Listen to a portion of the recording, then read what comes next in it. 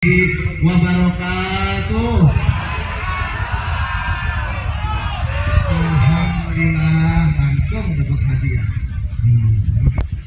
Alhamdulillah selamat datang kepada seluruh kasepuhan yang tidak bisa kami sebutkan satu persatu, terutama narasumber kita yang sudah hadir, yang dulu masih kuliah, yang asal Maulani. Sejarah ini tidak cukup 1 jam. Tadi saya boleh melihat hasil karya beliau, tulisan-tulisan beliau, artikel-artikel beliau, dan ini akan saya ambil beberapa yang ada di depan kita bersama yang akan mengkaji, menyampaikan bagaimana perjuangan di Hasan Maulani. Beliau adalah bernama Profesor Dr. Oman Faturrahman MHum. Beliau memiliki hobi, salah satunya adalah membaca manuskrip kuno. Kasih tepuk tangan dong yang luar biasa. Punten Wak, keturunan berapa?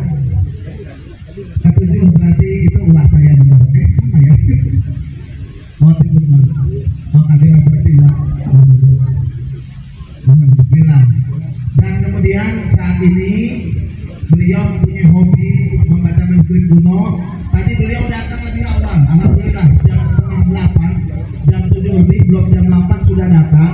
Beliau langsung ke dalam. Jadi nanti para zuriyah yang sudah hadir, yang pertama kali melihat peninggalan Eyang, terus kemudian belum melihat benda-benda sejarah peninggalan Eyang, saya sering melihat, saya sering datang, tapi karena yang ahlinya sudah datang, kertasnya langsung diambil sama beliau. Setelah diambil, dilihat dengan cara yang beliau alami, pengalaman beliau itu menggunakan cahaya matahari, dan itu adalah kertas tulisannya itu keluaran produksi dari Eropa 200 tahun yang lalu. Nanti akan dijelaskan lebih jelas lagi oleh beliau. Kemudian saat ini bertugas sebagai guru besar filologi Fakultas Adab dan Humaniora Universitas Syarif Hidayatullah Jakarta. Pendidikan terakhir beliau doktor bidang filologi kajian manuskrip Islam Indonesia di Universitas Indonesia. Salah satu tulisan beliau yang saya ambil adalah berjudul Meramaikan Jalan Suci Filologi. Dan beliau juga pernah menjabat sebagai Ketua Umum Asosiasi Masyarakat Pernaskahan Nusantara. Kasih aplaus yang luar biasa buat zuriyah dari Hasan Maulani. Maka dari itu para zuriyah yang hadir, para teman yang hadir, mohon jangan meninggalkan tempat karena ini adalah momen berharga dari pakarnya, dari ahlinya, Profesor Dr. Haji Oman Faturrahman MHum. Kepada Kang Oman, kepada Profesor kami persilahkan. Muhammad sallallahu alaihi Muhammad.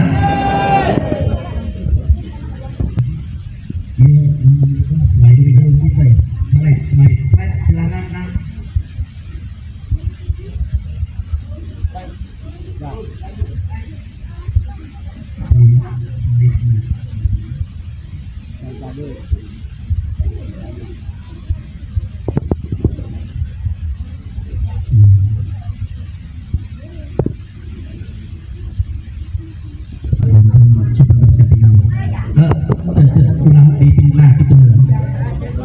Tunggu apa-apa di ambilnya.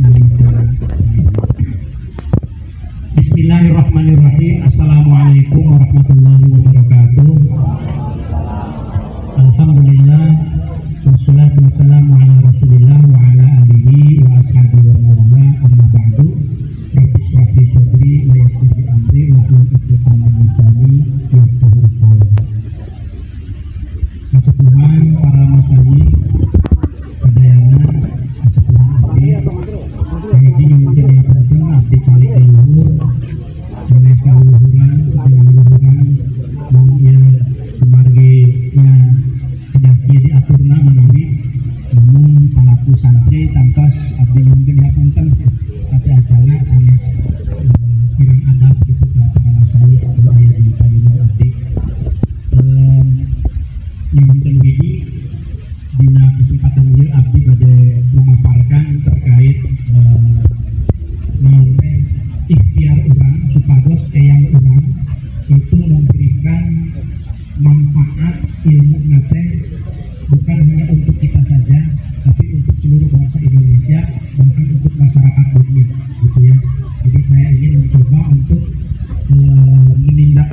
apa yang tadi diminta oleh Pak Bupati.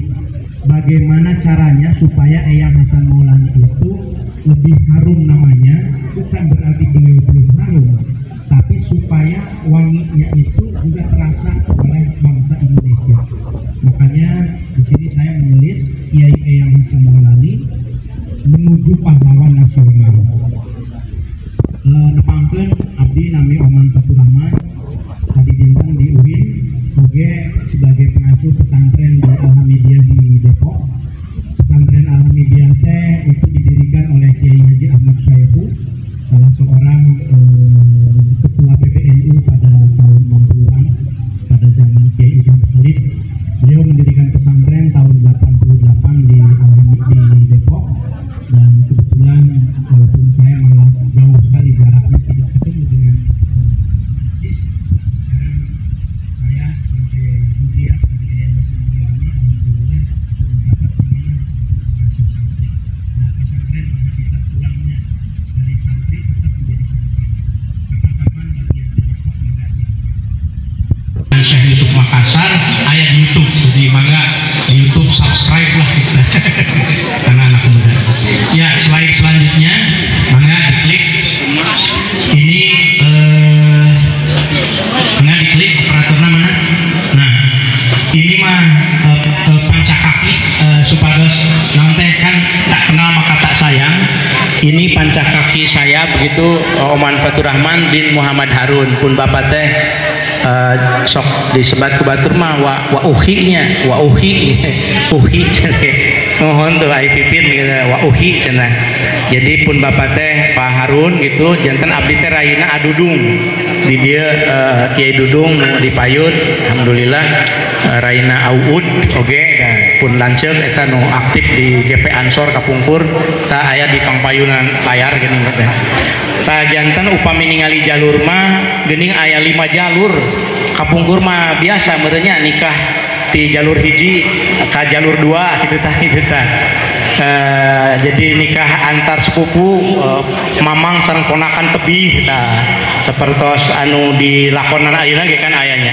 Janten upami di dia silsilah adudung nu panghandapna teh nyambung ka bapak teras ka Mbah Kafi teras ka Ibu Nyai Aisyah teras ka Eyang Imroni tiasa ti Eyang Imroni tiasa ka Eyang Mukminah tiasa oge ka Eyang Imamuddin tiasa oge upami tipun biang mah ka Eyang Imamuddin. Jadi abdi teh pun biang pituin ti Kuningan ti Lengkong maksudna eta di Lengkong anu di pasantren Kapungkur pasantren Kiai Harun anu ayeuna teh putrana teh Pak Kiai saha mun Kiai Romat. Oh mohon Pak Kiai pangapunten abdi aduh kedah sowan deui janten biasa oge di jalur Eyang Absori gitu. Terus slide berikutnya nah iya pun bapak, jadi pun bapak lahir tahun 1825 wafat 2009 generasi kelima. Jadi upamiti pun bapak abdi generasi kagenep berarti kan. Saurna kan Eyang Hasan Maulani teh pernah tapak cenanya di mana gitu di Gunung Cermai tadi mana ngadoakeun supados zuriatna teh sampai 7 turunan dan seterusnya lah gitu ya mendapat barokah insyaallah yang di lebih dari 7 turunan eta istilah wungkul nepi ka 7 turunan maksudnya wa usulihi wa furu'ihi begitu ya. Upamitipun biang Mimi pupus tahun 8 hiji itu generasi kagenep anjeuna berarti abdi ka-7 pituin di Lengkong bumina di caket pesantren Riyadut Tholibin mohon Kiai Uci Kiai Harun Kapungkur. Ieu silsilahna anu ditulis ku bapak Kapungkur janten dugi ka Syekh Syarif Hidayatullah dugi ka Kanjeng Rasul sallallahu alaihi wasallam mudah-mudahan ya. Ieu mah coretan-coretan bapak asli manuskrip. Duka aslina di mana tah artinya pengfotona wungkul ya teh. Teras slide saterasna tah ayeuna urang ngawangkong mangga saterasna klik tacan kedah selaras soalna Iya. Di mana operator nanti? Mana? Oh iya, jangan lama-lama ya. Jangan lama-lama ya. Ayeuna urang ngawangkong Kiai Lengkong. Saha Kiai Lengkong teh? Tahun 1825 aya urang Belanda dongkap ka Lengkong namina Stephenhoven. Ia ditulis oleh seorang profesor Michael Wiener namanya.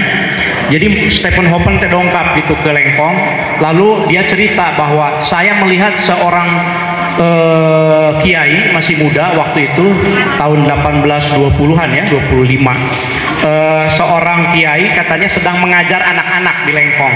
Itu kemungkinan di pesantren Rodoh tadi itu, di pesantren Rodotu Tolibin. Nah, Stephenhoven ini melihat kiai itu sangat berwibawa katanya. Anak-anaknya itu takzim, patuh. Begitu ada yang tidak hafal misalnya itu dipukul pakai apa? Siga penggaris ayeuna malah nyerek meureun. Gitu sapu lidi, tapi dipukul itu maksudnya lit takdib, bukan dipukulin ya. Sok maneh mah belum hafal juga kira-kira begitu. Lalu Stephenhoven menamakannya itulah Kiai Lengkong. Jadi seorang yang berwibawa bagi orang Belanda mungkin lagi ngintip kali ini siapa sih kok ada tokoh Kiai Lengkong tapi sangat berpengaruh gitu ya. Nah, kira-kira begitu. Makanya disebutnya itu dalam beberapa buku itu Kiai Lengkong. Jadi Kiai Lengkong itu Eyang Hasan Maulani itu pejuang agama dan kemerdekaan.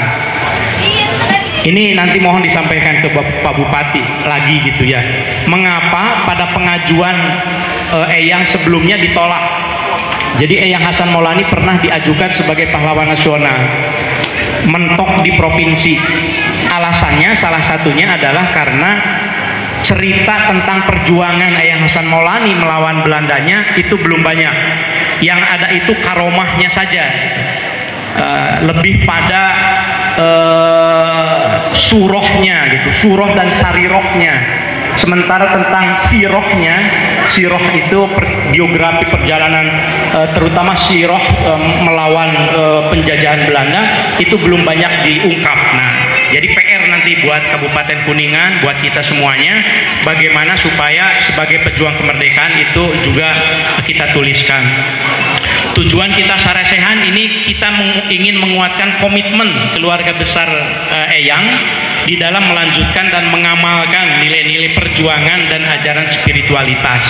Dan terutama orang Ngawangkong pagi ini, siang ini itu menyiapkan dukungan kolektif untuk mengusulkan Eyang sebagai di sini tadi. Saya sebagai peneliti, saya langsung lihat kertasnya dulu. Memang harus dikasih cahaya, jadi tadi pakai cahaya HP saja. Apakah betul kertas ini kira-kira masuk akal tidak dari abad ke-18? Jangan-jangan abad 20 misalnya, atau abad kapan gitu. Ternyata benar. Jadi dengan penglihatan sekilas kita bisa tahu ada garis tebal, garis tipis, itu kertas Eropa, itu sudah pasti gitu. Kertas Eropa nanti bisa kita lihat lebih detail lagi tahun berapa dibuatnya di Eropa. Bisa di Eropa itu bisa di Belanda, bisa di Inggris. Tapi kemungkinan di Belanda karena yang menjajah kita Belanda. Beliau wafat 1874, jadi mengalami masa Pangeran Diponegoro. Nah, nanti saya akan bahas tentang itu ya. Beliau adalah pengamal tarekat Satariyah dan tarekat Akmaliyah, dan beliau dituduh oleh Belanda menyebarkan ajaran sesat. Itu sudah dibantah sebetulnya dengan penelitian yang ada gitu ya. Ditangkap di Belanda pada 1841 pada usia 59 tahun, dibuang ke Cirebon, diasingkan ke Betawi, kemudian terakhir di Tondano, di Kampung Jawa di sana. Itu bersama-sama dengan para pengikut Pangeran Diponegoro. Perang Diponegoro itu berakhir 1830. Jadi setelah itu kemudian pengikutnya itu dibuang juga ke Kampung Jawa dan bersama-sama dengan Eyang Hasan Maulani, gitu ya. Silsilah Satariyah beliau itu Eyang kita tersambung kepada Kanjeng Rasulullah SAW melalui Syekh Abdul Muhyi Pamijahan. Tadi saya membaca juga di manuskrip ini, ikilah bedalan tarekat Satariyah Syekh Abdul Syukur gitu, ada di sini nanti. Berikutnya Nah, ini ada kajian yang telah dilakukan oleh Dzurriat juga ya, putra dari A. Jojo di Cikaso, Nida, Muhammad Nida, sekarang lagi di Jerman, lagi S3. Ini kajian filologis, jadi surat-surat Eyang itu sudah dikaji jadi tesis, tapi berdasarkan fotokopina. Saya sebetulnya secara ilmuwan ya, pengkaji, sebetulnya itu 75% keabsahannya kalau meneliti dari fotokopi seperti foto yang di atasnya itu. Jadi itu fotokopi itu dulu disebarkan dalam rangka hal oleh Wa Ma'ruf Karangtawang. Itu aslinya di mana surat-surat itu? Pegon. Itu kalau tidak ada, agak ini ya, untuk mengajukan pahlawan nasional tuh kurang kuat gitu. Jadi barangkali Dzurriat ada yang tahu itu aslinya dulu yang disebarkan, difotokopi oleh Wa Ma'ruf di Karangtawang itu di mana gitu. Itu bukan rahasia, isinya sudah ada di sini semuanya. Justru itu harus dipelihara, harus disimpan di lemari, nggak boleh diumpetin misalnya, nggak boleh disimpan nanti dimakan rayap begitu ya. Ayah fotokopina pasti ayah aslina, ngan di mana gitu, tak aslina gitu ya. Nah, ini PR kita semuanya. Pinjam dari Cikancas. Kalau pinjam berarti kurang jugjug nanti aslina. Bukan untuk diambil, justru kita belikan lemari, kita minta ke Pak Bupati, nggak boleh diambil surat itu. Nanti saya akan hubungi Perpustakaan Nasional, harus direstorasi, harus dilapisi dengan kertas Jepang supaya tidak bolong-bolong begitu. Coba lihat slide berikutnya. Ini slide berikutnya saya akan cerita, ini kertas-kertas ini yang ada di foto ini itu bolong-bolong dimakan rayap. Nah, rayap terinyuhnya di rinyuh atau kurinyuh, bolong-bolong. Kalau tidak segera diselamatkan, maka kita nanti generasi ke-7, ke-8, ke-9, ke-10 dari Eyang nanti tidak akan tahu lagi. Sekarang masih bisa tuh yang ada di rumah Karuhun yang tadi saya lihat itu masih, tapi bolong-bolong, belum dilapisi juga gitu. Nah, ini saya akan cerita khasanah manuskrip di Lengkong yang alhamdulillah tahun 2019 itu sudah didigitalkan, jadi sudah difoto. Atur nuhun pisan kasadayana engke aya nami-namina, sudah ada 25 kitab anu tiasa dikaitkan sareng Eyang Hasan Maulani. Nanti kita ajukan juga sebagai bukti bahwa beliau itu memang banyak jasanya. Slide berikutnya. Jadi jumlah manuskrip, nah itu ada 25 ya, jumlah totalnya ada 6.396 halaman, ada dari 5 koleksi. Kahiji koleksi Kang Iim Abdurrahim nya, Iim hatur nuhun. Kang Yayat Nur Hidayat, Kang Endun Abdurrahman, Kiai Endun Abdurrahman, Kiai Mansur Yunus, pangapunten ieu nyerat namina wungkul teu aya embel-embel, ieu mah margi akademik gitunya. Sareng Kang Uui Fathur Rahman. Tah di Kang Iim aya 11, di Kang Yayat aya 2. Sareng saterasna itu. Ieu teh ulah sampai ical. Tadi saya udah bilang ke Pak Bupati, itu harus dibelikan lemarinya, dan juga harus, ya memang jangan sampai hilang gitu ya. Itu harus dipelihara. Kami melakukan di Dreamsi itu digitalisasi 2018, sama sekali selembar pun tidak boleh ada yang keluar diambil, itu nggak boleh. Tapi kami punya digitalnya untuk dibaca. Nah, salah satunya mari kita lihat manfaatnya digitalisasi. Slide berikutnya. Ini kalau kita ingin tahu jejak-jejak Eyang Hasan Maulani ada dalam manuskrip-manuskrip ini. Ada judulnya teh, kitabnya teh Hikayat 1000 Masalah. Hikayat 1000 Masalah teh itu penting pisan. Jadi gini, kitab-kitab warisan sesepuh orang dari buyut sampai Eyang Hasan Maulani itu sebetulnya kitab-kitab yang di negara-negara muslim lain itu juga dipakai. Kitab 1000 Masalah itu terjemahan dari Alfu Masail, kitab Alfu Masail dari Kairo. Kemudian diterjemahkan ke dalam bahasa Melayu, karena Sunda, karena Jawa. Itu cerita tentang Abdullah bin Salam, orang Yahudi yang masuk Islam gitu. Kalau di Jawa namanya itu menjadi aduh judulnya itu saya lupa ya. Judulnya ala Jawa begitu ya. Nah, di sini ada. Lalu ada Sairus Salikin. Ini kitab tasawuf. Jadi tadi saya ditanya oleh Pak Rektor Prof. Wawan, sebetulnya ciri keilmuan eyang itu apa? Tasawuf. Tasawuf itu akhlak begitu ya. Jadi tazkiyatun nafs gitu, membersihkan jiwa. Nah, jadi ulah dengki, ulah iri, ulah sum'ah, kira-kira itu ajaran eyang gitu. Sairus Salikin itu kitab tasawuf karangan Syekh Abdul Somad Al-Palibani abad ke-18 di Palembang. Nah, tinggal ya dina catatan ieu ya. Hada kitab kagungane Kiai Maulani. Iya ya. Pieli mungkin peli. Hada kitab kagungane Kiai Maulani. Jadi di luhurna oge sami. Jadi jejak-jejak yang Hasan Maulani itu tiasa dina karya-karya ini gitu ya. Berikutnya, slide berikutnya ada kitab Fathul Qorib. Nah, kebetulan yang ada di sini kitab Fathul Qorib. Ini ada tulisan di situnya itu ikilah kitab takrib kagungane Kiai Maulani Lengkong. Bayangkan itu tahun 18 sekian begitu ya, awal abad 19, 200 tahun. Jadi dina eta kertas teh aya zat asam tangan eyang urang gitu tuh. Kudu dimumule itu kitab ini tuh jangan sampai rusak begitu. Apaos takrib iki ia tanggal dina Isnin sanah Nabawiyah 1268 Hijriah ditambah 600 berarti kan 600 tambah 1800 sekian. Jadi lamun aya tahun Hijriah kira-kira tambih we 600 berarti tahun Masahina teh 1800-an gitu. Ieu koleksi Kang Yayat Nur Hidayat. Aya di dia Kang Yayat. Aya menawinya. Nah, saterasna di slide berikutnya itu kitab Faraid. Iya jejak eyang nanti kita teliti juga pokoknya. Punika kitab kagungannya Pangulu Imam Kabupaten Kuningan Ikramuddin. Catatanna di dia gitunya. Kemudian sebelah sininya itu kitabnya. Lanjut lagi ada Tafsir Jalalain. Tafsir Jalalain. Koleksi Pak Kiai Mansur Yunus. Nah, iya kolofon namina teh ya. Kolofon itu catatan di akhirnya alam bisawab barangkali. Alam bisawab.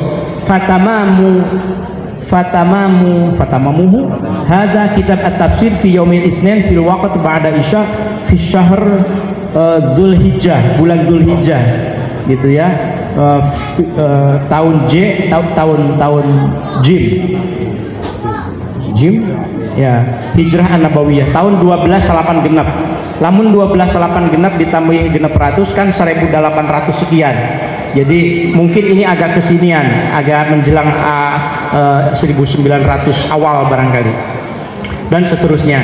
Terasna, nah ini penting oke ya di slide berikutnya. Upami maos ieu buku anu disebarkeun ku paguyuban urang gitu nya, paguyuban Eyang San Maulani, ieu kan tentang surat-surat Eyang. Itu ada salah satu dari amanat Eyang itu bunyinya menyebut kitab Munabbihat. Jadi nasihat Eyang teh aya dina kitab Munabbihat. Nah, kitab Munabbihat itu manuskrip yang sangat penting dan ada di dalam koleksi kita sekarang. Jadi kitab Munabbihat itu disebut dalam surat. Jadi Eyang itu menulis waktu di Tondano, ye barudak incu anak ieu nasehatna kedah salat ulah tinggal saterusna tingali dina Munabbihat, kira-kira begitulah gitu ya. Kalau bukan mereka orang-orang saleh, orang-orang yang berpengetahuan akan memberi petunjuk kepadamu. Dikutip dari Munabbihat. Munabbihat teh manuskripna aya. Ieu teh sumber primer penting pisan untuk mengkaji ajaran dan pemikiran Eyang Hasan Maulani. Selanjutnya, nah ini slide yang ini kelas berat sebetulnya untuk para kiai ya. Kitab ini tidak boleh dikaji sembarangan. Kitab At-Tuhfah Al-Mursalah, jadi koleksi Kang Iim Abdurrahim di Lengkong. Ini kitab At-Tuhfah ini karangan Syekh Fadlullah Al-Burhanpuri, seorang ulama India awal abad ke-17. Syekh Al-Burhanpuri itu punya konsep Tuhfah ini tentang martabat 7. Jadi martabat 7 teh ciri khas ajaran tarekat Satariyah salah nama. Tapi ini bukan lil mubtadiin. Anu can khatam jurmiyah nama ulah ngaos gitu. Kudu khatam heula al kalamu wal labdul muraqabul mufidu gitu. Sampai babu mahfudatil asma'na gitu. Bahkan kudu hafal heula qala Muhammadun huwa ibnu maliki dah. Nah nembe ngaos ka dieu. margi ieu mah cerita tentang martabat 7 ahadiyah, wahdah, wahidiyah. Tapi kitabnya ieu aya di dia. Artinya apa? Eyang Hasan Maulani itu ilmunya sangat tinggi. Bahkan kertasnya itu kertas daluang sesuai yang disebut oleh Eyang Hasan. Nah, jadi di tesis Nida itu disebutkan surat-suratnya ayat kalimat begini. Di sana tidak ada, saya bacakan. Lan sakabeh sarahe ilmu iku wis ana ing primbon isun deluang kang gede kang ana jilide sira bukanana. Kemudian penjelasan ilmu yang tadi saya jelaskan kata Eyang sudah ada dalam primbon yang ditulis dalam deluang. Nah, deluang yang besar tadi saya buka itu kertas deluangnya. Jadi kertas deluang teh upami disorot ku cahaya HP gitu, itu tidak ada garis-garis. Ah, itu deluang. Deluang itu kertas yang dibuat hebat oleh orang Indonesia gitu, orang Nusantara, dibikin dari kulit pohon saeh.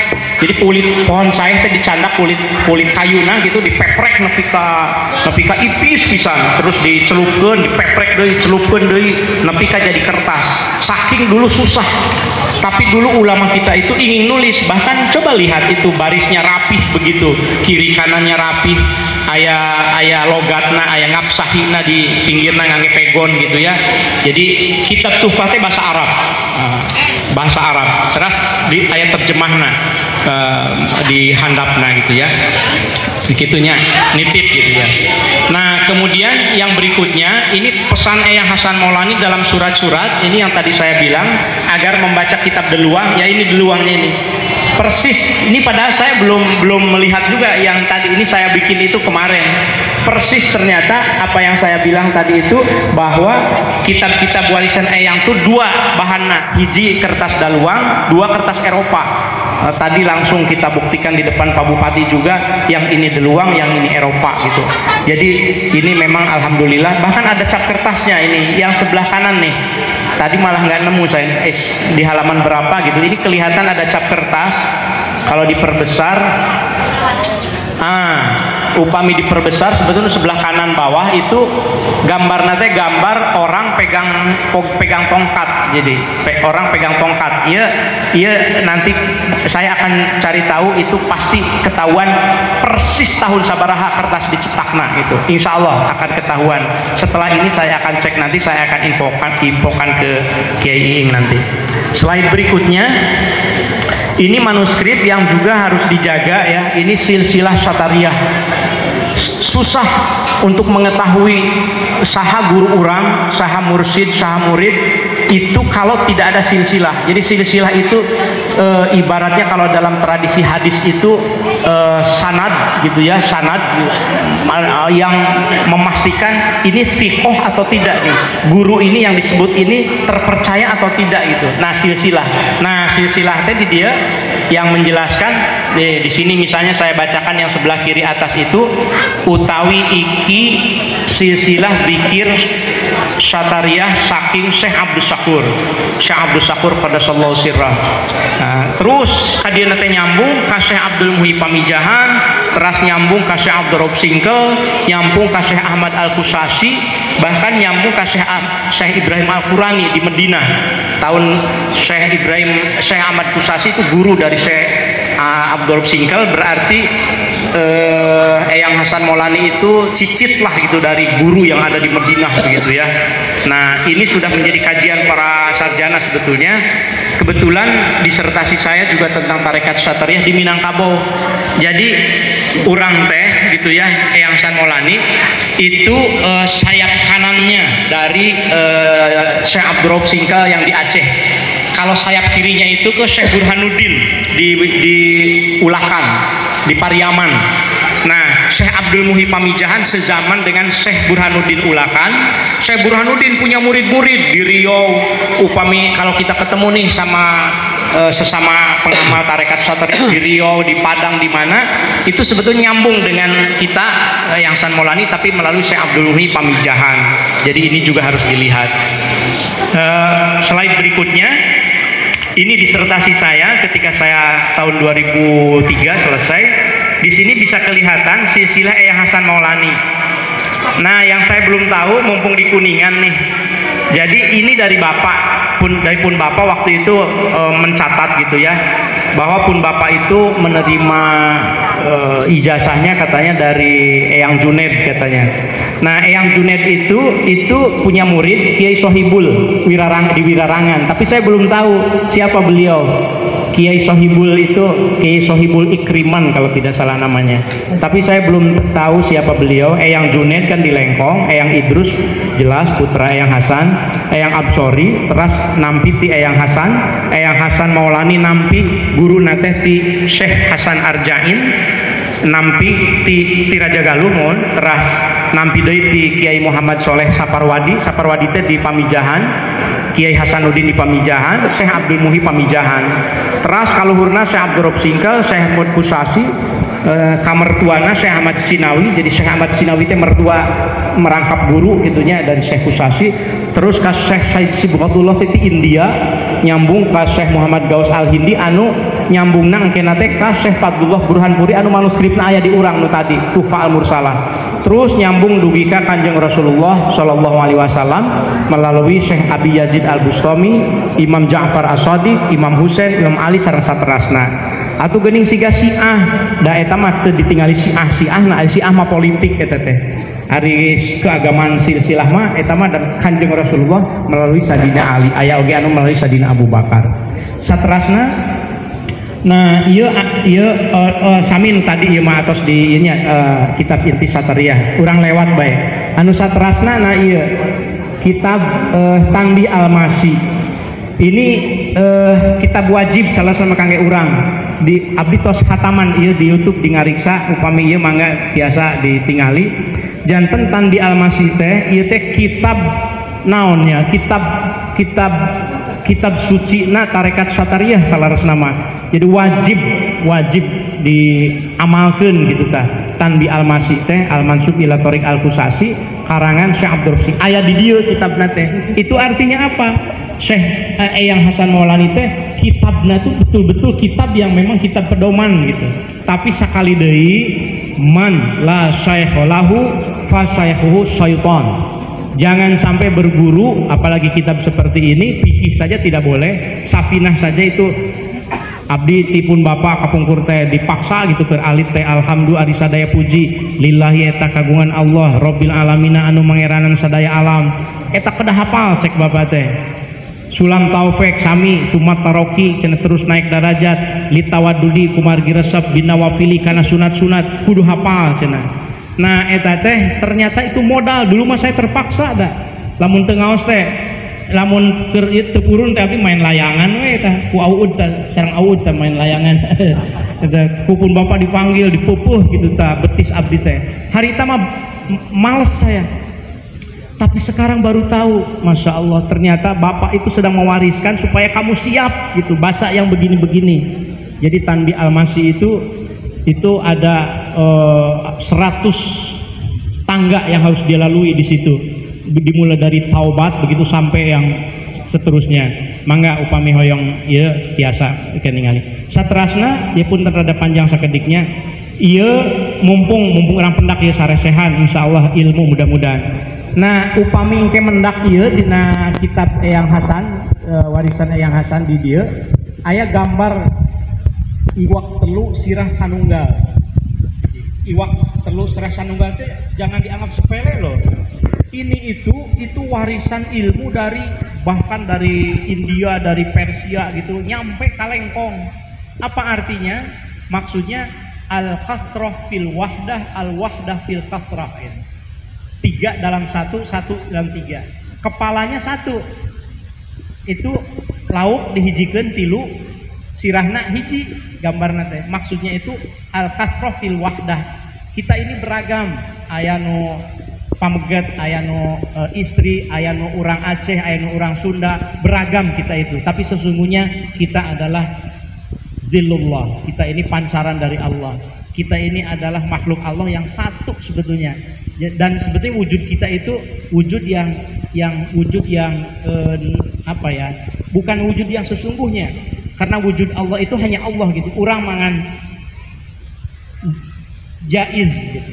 Kalau Syekh Abdul Rauf menyebutnya itu zillullah gitu, azil gitu. Makanya kitab Tanbih Al-Masih itu mukadimahnya itu alhamdulillahillazi madda azillah. Urang teh bayangan Allah gitu. Cek mahasiswa mah emanasi cenah. Emanasi itu maksudnya pancaran dari Allah. Maksudnya gitu, jadi walaupun kita beragam, kita ini satu sebetulnya gitu ya. Nah, slide berikutnya mulai karena perjuangan Eyang ya. Jadi tarekat Eyang anu tadi dibahas itu, tarekat Eyang Hasan Maulani, saya menduga, saya sebagai pengkaji ya, saya menduga itu sama dengan Pangeran Diponegoro tarekatnya, yaitu tarekat Satariyah. Tapi saya belum punya bukti kuat. Nanti saya akan sampaikan bukti yang kurang kuat, tapi bukan masuk sih istilahnya, bukti sisilah netacan ayat gitu. Nah, jadi Pangeran Diponegoro kan tahun 1785 sampai 1855, sementara Eyang kan lebih sepuh sakedik gitu ya. Nah, Pangeran Diponegoro itu mendapat asuhan spiritual dari nenek buyutnya, Kanjeng Ratu Kadipaten. Jadi nenek buyutnya waktu itu Kanjeng Ratu Kadipaten atau Kadospaten kadang kawis disebutnya, itu perempuan sufi yang mungkin jarang sekali, perempuan sufi di Nusantara gitu. Perempuan tapi mursyidnya itu 4. Kita lihat di slide berikutnya. Saya dapat manuskrip ini dari London, dari British Library di London. Nya ada orang Inggris dan orang Belanda teh banyak yang membawa manuskrip kita ya gitu ya, dibawa gitu, dirampas ya, namanya kita dijajah gitu. Mereka udah tahu itu berharga begitu, tapi syukurnya itu ini dipelihara dengan sangat baik. Waktu saya ke London, saya bilang saya orang Indonesia, saya mau baca nih, punya nenek buyut saya gitu, tarekat Satariyah. Nah, kebetulan saya nemu ini. Ini adalah manuskrip silsilah Kanjeng Ratu Kadipaten Ngayogyakarta Adiningrat. Jadi gurunya itu mursyidnya ada 4, Kiai Mufid, Kiai Muhammad Syakir, Kiai Masnida Muhammad, Kiai Nurdai Muhammad. Nah, upami orang maca nuhandapna ta yang kiri bawah mangga gerak pegon teh. Lan iya iku iya amuruk iya maring Kanjeng Ratu Kadospaten Kang Palenggeh ing Yogyakarta Adiningrat. Siapa itu Kanjeng Ratu Kadospaten? Istrinya Pangeran Mangkubumi. Siapa Pangeran Mangkubumi? Hamengkubuwono pertama. Jadi Sultan pertama di Yogyakarta, istrinya itu adalah seorang penganut tarekat Satariyah. Nah, waktu Pangeran Diponegoro umur 10 tahun, kamu mah jangan di istana lah katanya. Maneh mah cocok di istana, maneh mah kudu jadi kiai kira-kira ulah jadi raja. Makanya Pangeran Diponegoro nggak mau jadi raja. Maka ketika 10 tahun diajak oleh nenek buyutnya ke Tegalrejo, dididik oleh nenek buyutnya yang pengamal tarekat Satariyah. Maka menjadi punya nilai-nilai untuk melawan Belanda. Jadi saya duga sama Eyang Hasan Maulani juga dari ajaran tentang ini, kita ini khalifatullah fil ard, masa kita dijajah oleh Belanda, maka kita harus melawan, kira-kira gitu. Sama Pangeran Diponegoro melawannya lebih frontal, rebutan patok gitu kan di sana, kemudian ditangkap oleh Belanda, ditipu. Sama Eyang Hasan juga kan diundangkan ke Cirebon, ternyata kemudian tidak pulang lagi karena di penjara gitu. Jadi cara-cara Belanda itu ke orang-orang para pejuang memang seperti itu. Sayangnya Eyang Hasan belum banyak dikenal karena belum kita lepas sebagai orang-orang sunnah. Nah, berikutnya coba lihat slide berikutnya. Ini sebagai bandingan gitu ya, bahwa tarekat itu memang menggerakkan perjuangan para petani di Banten misalnya. Nah, Prof. Wawan, tahun 1888 itu para sarjana itu menyebutnya itu katanya pemberontakan petani. Kalau baca disertasinya apa namanya Kartono, itu disebutnya itu pemberontakan petani. Padahal kalau meneliti siapa para petani itu, para kiai, para pejuang tarekat, atau disebutnya teh petani karena mereka tidak paham begitu. Kita coba pun bapak naon, coba lamun yang tidak paham siapapun bapak, misalnya tukang kecap meureun, karena pun bapak jualan kecap. Kemudian mungkin tukang kopiah karena jualan kopiah, tukang kue. Tapi kalau tahu siapapun bapak, ya Allah, riadohnya saya nggak bisa ngikutin sampai sekarang itu, riadohnya, tirakatnya, Masya Allah. Dan itu adalah eyang kita dan insya Allah buyut-buyut kita juga. Kalau subuh itu abu subuh itu nggak kemana-mana, duduk dulu sampai isrok jam genep meureun ngantosan duha heula. Begitu selesai duha jam 7 baru tuh buka sarungnya, maraban hayam, kemudian segala rupa. Itu yang muncul gitu, apalagi di zaman perjuangannya. Jadi insya Allah Eyang Hasan juga sama gitu belajar tarekat. Yang berikutnya contoh yang lain, manuskrip sebagai bukti kepahlawanan ini di Mekas, di syair perang Menteng di Palembang Sami.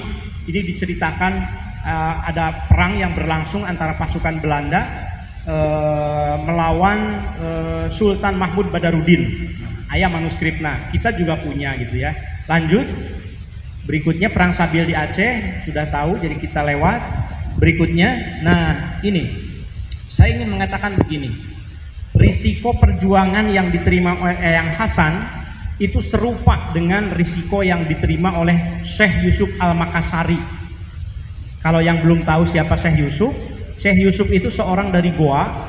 Beliau kemudian naik haji. Setelah pulang haji, beliau tidak pulang ke Goa, hanya sebentar, tapi kemudian membantu Sultan Ageng Tirtayasa di Banten melawan Belanda.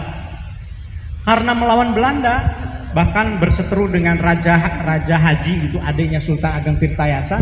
Karena ini ulama Syekh Yusuf ini dianggap membahayakan, dibuang ke Ceylon. Disebutnya itu diselonkan. Ceylon itu di Sri Lanka ayeuna. Di Sri Lanka ternyata tetap saja pengaruhnya itu, malah banyak murid-muridnya yang ngaji, sama seperti Eyang, dibuang ke Cirebon. Ternyata dari Surabaya tetap saja datang untuk ngaji ke Eyang. Ya udah, lebih jauh lagi dibuang ke Betawi, ke Jakarta ayeuna itu.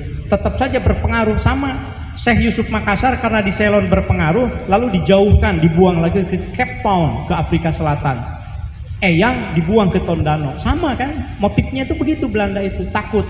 Nah, terkait Eyang Hasan, Syekh Yusuf sudah diteliti oleh para sarjana. Ini Roni Trici itu orang Israel bahkan meneliti, coba orang bule itu meneliti, tapi yang Eyang Hasan belum, karena belum banyak diketahui. Nah, insya Allah saya niatkan ya, setelah ini insya Allah saya akan nulis artikel, saya akan nulis buku, mudah-mudahan nanti. Karena syarat menjadi pahlawan nasional itu seminar minimal 3 kali.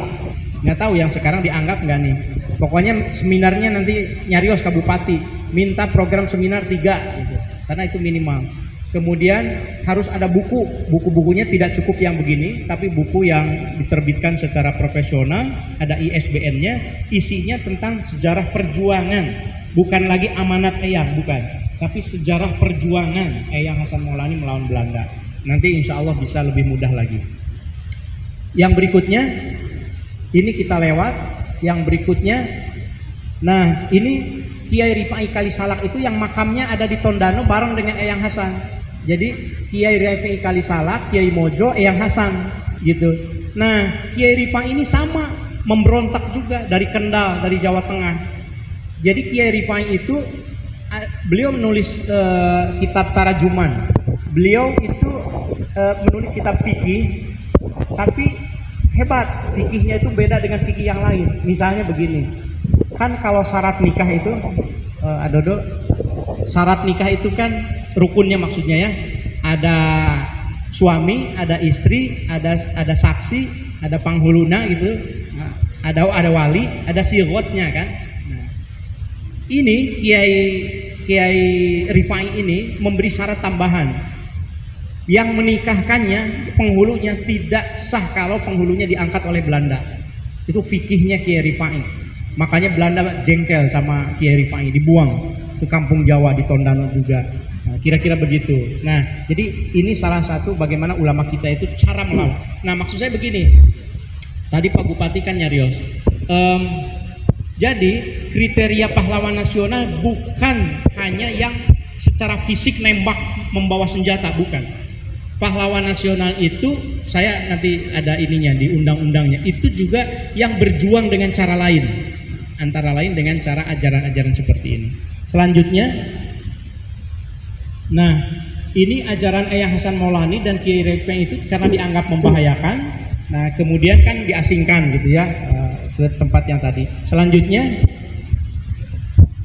pejuang agama itu jangan khawatir, memang berpotensi menjadi pahlawan nasional dan wajib.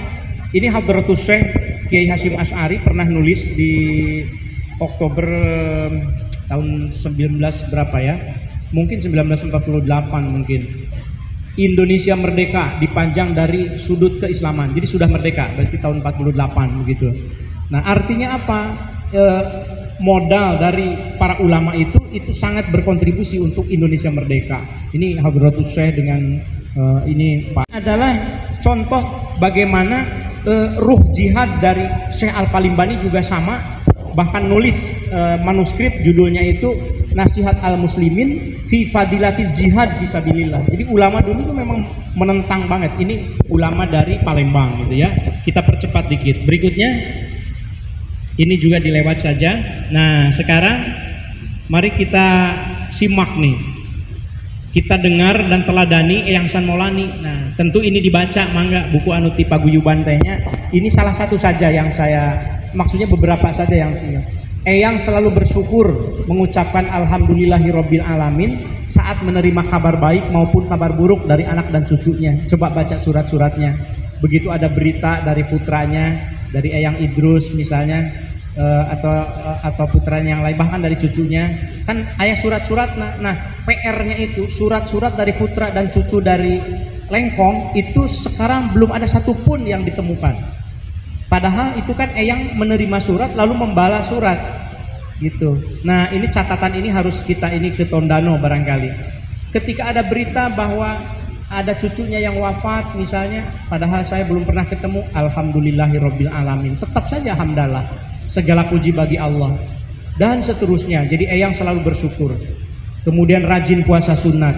Lalu ada syarat memahami kitab katanya. Kalau pengen ini santri di Lengkong kudu betah luwe ya, kudu tahan lapar ya, tirakatnya, kudu kangelan bersusah payah, andres nahu sorob. Makanya tadi jurmiyah amsilah tasrifiyah nasoro doroba fataha alimah hasunah hasiba sampai iksa'arro iksa'u sabat kudu ngolotok, itu kira-kira begitu ya. Itu ini ditulis dalam surat untuk Cucunda Mad Hasyim. Tetap memaafkan dan mendoakan meski sebagian nasihatnya tidak dituruti. Jadi waktu itu kalau saya baca suratnya itu ada salah satunya itu ke Ananda Nur Hamid, kamu tidak boleh nikah sebelum usia 25 gitu. Ternyata nikah juga gitu, dilaporkan ke Eyang gitu, sudah nikah padahal belum 25, nyantos atau dimaafkan itu nanaon. Tetap didoakan, jadi tetap memaafkan, mendoakan kalaupun ya pernah nasihatnya tidak dituruti ya. Menyesal tidak bisa mengajari keluarga mengaji Quran secara langsung. Jadi yang masih sempat anak-anak sekarang ajari Qurannya. Anak cucu agar rajin ziarah ke Kiai Panembahan Muhammad Dako, ke Mbah Dako, ke Syekh Abdul Qohar, ke Syekh Muhibbat. Ziarah baiknya Jumat pagi atau sore menurut Eyang Hasan gitu ya. Saya juga tidak selalu bisa. Jadi alhamdulillah aya kulawargi di Kuningan anu ngawakilan, mudah-mudahan gitu kabagian pahalana. Jangan sok merasa pintar dan agar selalu mengingat kematian. Ini pesan yang saya baca agak panjang. Ulah ngarasa pinter, lamun geus pinter ulah ngarasa pinter gitu. Jadi ada kudu tawadu. Imam Syafi'i itu pernah mengatakan, ma yazalur rajulu aliman ma talabal ilma. Seseorang itu akan disebut seorang yang alim selama dia mau belajar gitu. Sudah jadi kiai masih mau belajar. Fa idza dhanna annahu alima faqad jahila. Kalau dia mengira bahwa dirinya sudah pintar, dia itu bodoh pada dasarnya gitu. Nah, jadi ini sesuai banget gitu dengan apa yang dititipkan oleh Imam Syafi'i, dan masih banyak yang lainnya ya. Yang berikutnya, yang bagian terakhir, bagaimana caranya supaya kita bisa ajukan menjadi pahlawan nasional. Ini undang-undangnya tahun 2009 nomor 20 ya, tentang pahlawan nasional. Memang pahlawan nasional itu gelar yang diberikan kepada warga negara Indonesia atau seseorang yang berjuang melawan penjajahan di wilayah yang sekarang menjadi wilayah Negara Kesatuan Republik Indonesia, yang gugur atau meninggal dunia demi membela bangsa dan negara, atau yang semasa hidupnya melakukan tindakan kepahlawanan atau menghasilkan prestasi dan karya yang luar biasa bagi pembangunan dan kemajuan bangsa. Kan Eyang kan meninggal dunia karena membela kemerdekaan gitu ya. Jadi itu memang hak beliau. Jadi Kepala Putra Kaduriat Sadayana mungkin ada yang naon datu bisa menghilangkan keikhlasan eyang mada pasti ikhlas tidak dikasih gelar juga. Jadi bukan soal eyangnya, tapi kemanfaatan ilmu eyang dan kearifannya itu lebih baik diketahui oleh lebih banyak oleh bangsa Indonesia. Salah satu caranya adalah dengan menabalkan sebagai pahlawan nasional. Ini syarat-syaratnya. Yang berikutnya ya nanti kita pelajari tapi tidak akan saya baca ya. Berikutnya, slide berikutnya. Nah, itu syarat-syaratnya. Kemudian yang berikutnya lagi di pasal 26, coba tinggal ya. Pasal 26 ayat A. Syarat khusus menjadi pahlawan nasional itu pernah memimpin dan melakukan perjuangan bersenjata atau bukan dan ya, atau perjuangan politik atau perjuangan dalam bidang lain. Jadi bukan dan. Jadi kalaupun eyang misalnya tidak pernah langsung nembak jadi veteran, jadi ini tidak apa-apa gitu. Bisa kita ajukan karena berjuang dalam bidang lain gitu ya. Kira-kira begitu. Slide berikutnya juga sama syarat-syaratnya itu dilewat. Yang berikutnya ya, berikutnya lagi, ini yang terakhir. Kalau begitu apa yang harus dilakukan oleh Paguyuban Eyang Hasan Maulani? Ini PR buat Kang Iing dan jajaran barangkali gitu ya. Yang paling penting itu masih kurang kajian tentang perjuangannya. Sekali lagi ya, kita harus mohon upami aya tidak ada tulisan mah, tapi abdi pernah nguping misalnya tipun bapak tipun buyut begini loh eyang itu melawan Belandanya, mangga dituliskan, dengerin, direkam, nanti saya akan bantu tuliskan, kita akan bantu untuk menyusunnya. Yang pertama, Paguyuban harus membentuk panitia task force. Jadi task force itu ya panitia khusus gitu ya untuk pengajuan Eyang Hasan Maulani sebagai pahlawan nasional, terdiri dari unsur akademisi ada di kampus, pemerintahan, Pak Bupati Tosiap, keluarga besar Eyang Hasan Maulani di Kuningan dan di Tondano. Jadi kita harus silaturahim ke sana, kita ziarah, kemudian kita jalan-jalan, kita cari, masa tidak ada gitu generasi, karena di sana kan Eyang nikah lagi di sana. Eyang cerita dalam suratnya bahwa ayeuna abdi ayeuna Eyang tos gaduh deui istri cenah. Nah, tapi para putrana teh kumaha kan kita belum tahu kan keturunannya itu. Istrinya itu seorang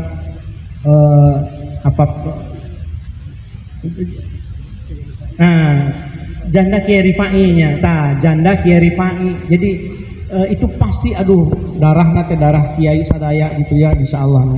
Jadi harus ada dan unsur masyarakat. Lalu setelah ada panitia, lakukan kajian komprehensif atas biografinya, kiprah perjuangannya, serta pemikiran dan ajaran Eyang Hasan Maulani.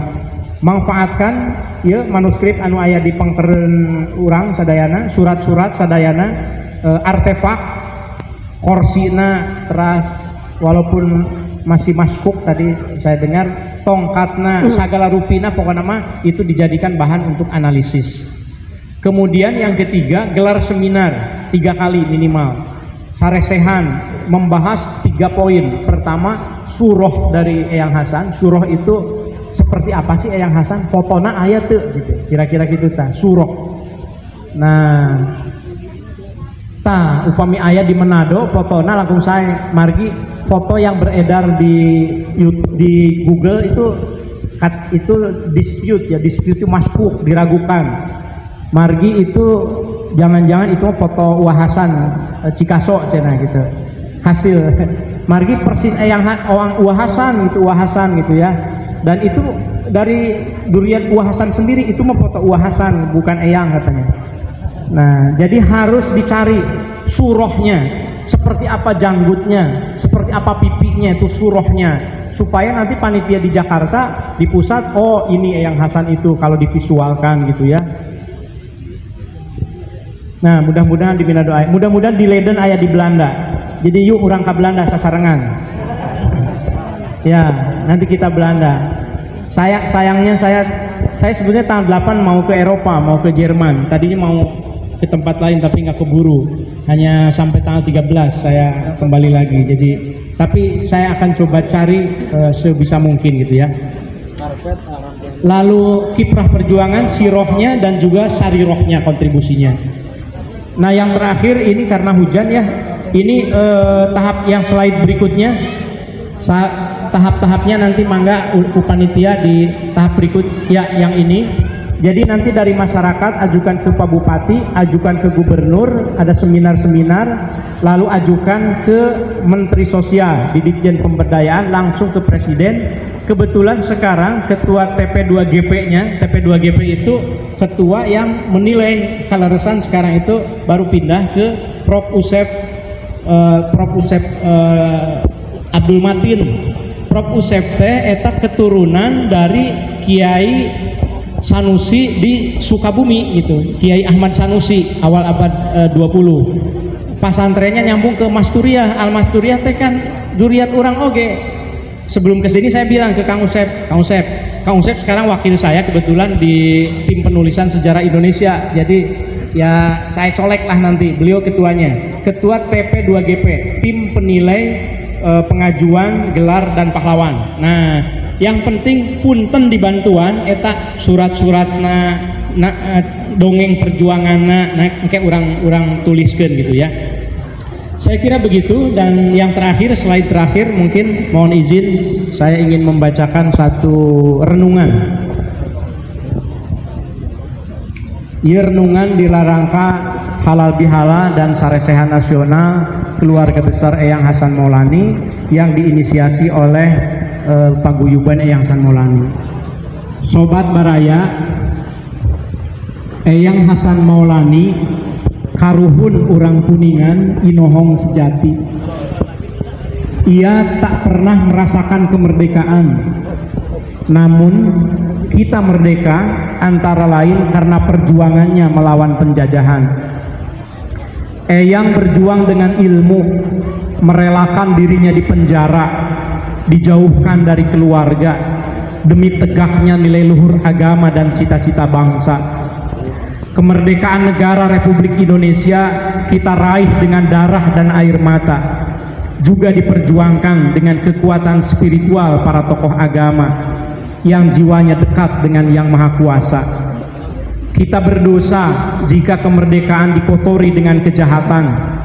Kita tak punya muka jika kemerdekaan diisi dengan muslihat nafsu belaka.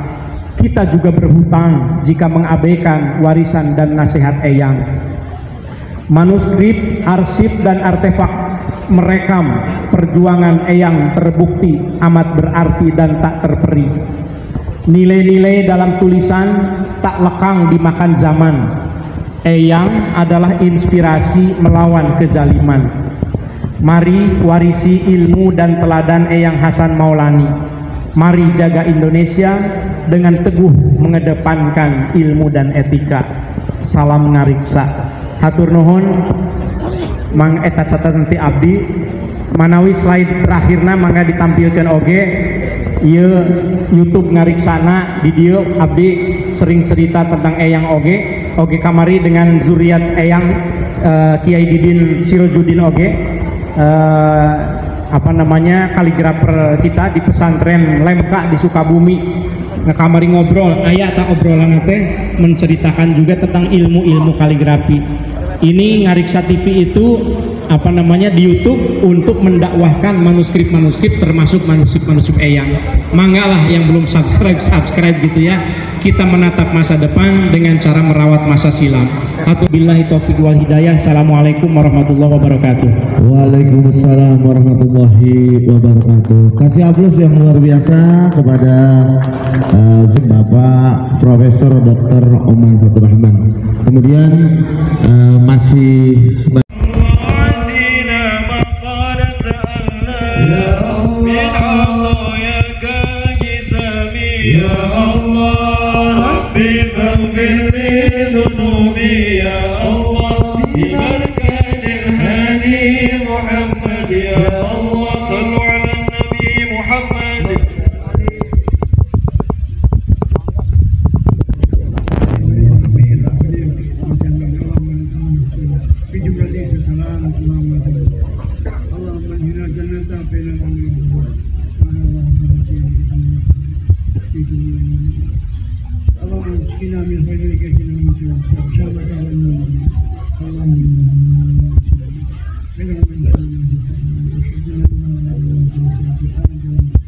Assalamualaikum.